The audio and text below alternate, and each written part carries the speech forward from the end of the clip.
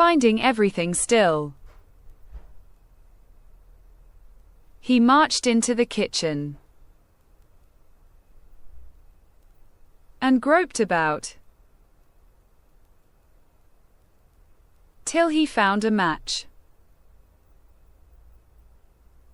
in order to light a candle. And then, espying the glittering fiery eyes of the cat, he mistook them for live coals and held the match to them to light it. But the cat, not understanding this joke, sprang at his face and spat and scratched at him. This frightened him dreadfully,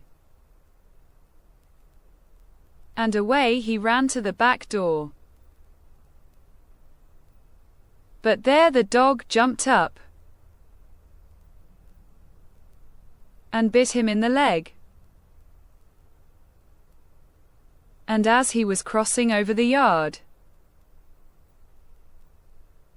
the ass kicked him.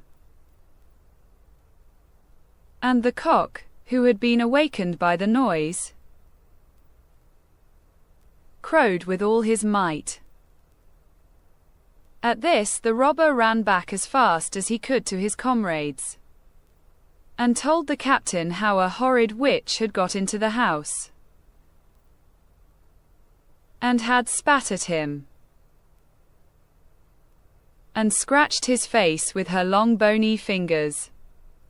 How a man with a knife in his hand had hidden himself behind the door, and stabbed him in the leg. How a black monster stood in the yard, and struck him with a club. And how the devil had sat upon the top of the house and cried out, "Throw the rascal up here." After this the robbers never dared to go back to the house. But the musicians were so pleased with their quarters that they took up their abode there. And there they are, I dare say,